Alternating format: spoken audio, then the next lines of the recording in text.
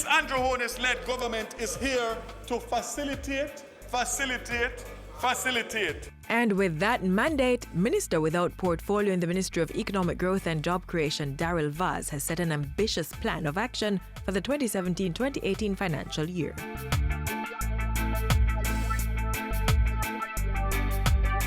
A steering committee led by Senator Don Webby has been set up to guide the implementation of the National Investment Policy.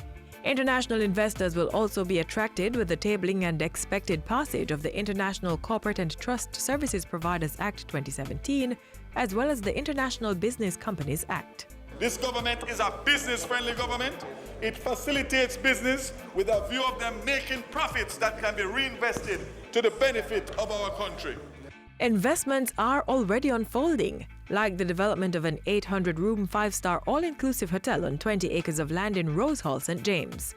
Construction for the Hard Rock Montego Bay is slated to begin later this year with a 2019 completion date. 2,700 jobs will be created during the construction and operation phases. And the Sandals Group will be expanding 5 of its properties and initiating 2 new developments, adding 1,378 new hotel rooms. 5,000 construction jobs and 3,000 permanent jobs are to be created from this $433 million investment. The government will continue to do what is necessary to facilitate these investments, consistent with environmental safeguards. Micro, small and medium-sized enterprises are also being targeted by the Ministry of Economic Growth and Job Creation. The Development Bank of Jamaica has disbursed $3 billion of the targeted $7 billion in loans to MSMEs since the start of the financial year.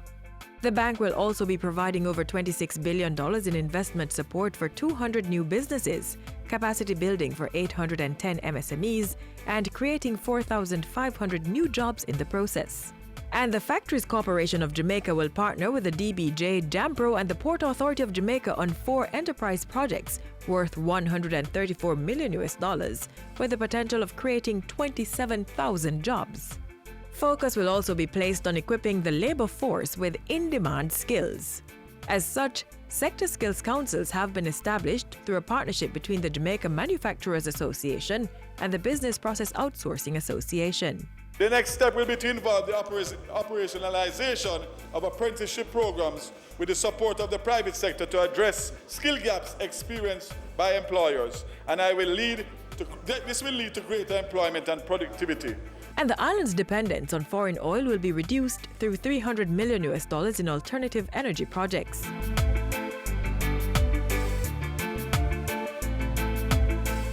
As much as 3% growth in Jamaica's gross domestic product is expected from a 5-year pilot project for the Downtown Kingston Redevelopment Initiative.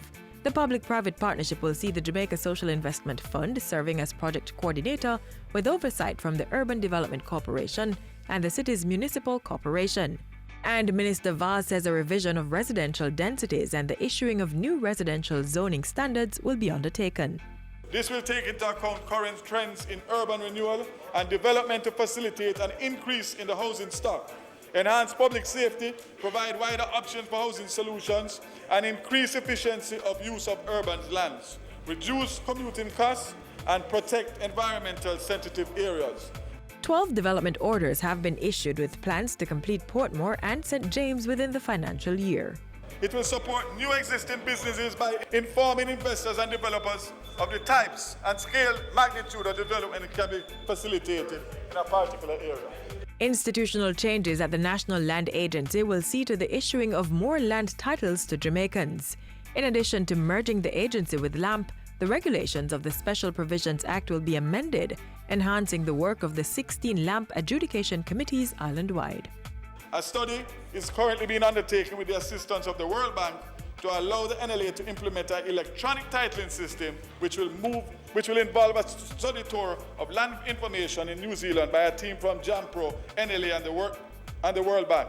Workshops in Jamaica to advance the reform of title systems and consultations with various stakeholders.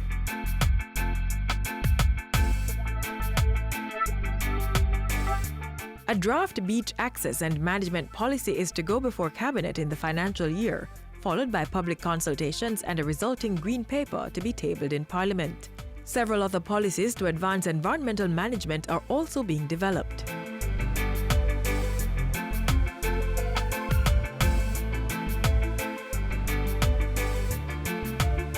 The ministry is also developing an emission policy framework for the country. Reduction in emissions will also have a positive impact on the health sector in regards to the treatment of respiratory and other illnesses. The Forestry Act is also to be amended in the fiscal year. And Jamaica has put itself in a position to benefit from the Green Climate Fund, which serves the Paris Agreement.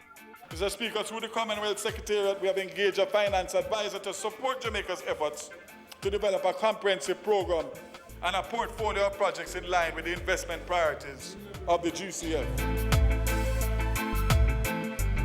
Jamaica will be a great country when every citizen can meaningfully pursue their aspirations for a better life for themselves, their dependents, and their loved ones.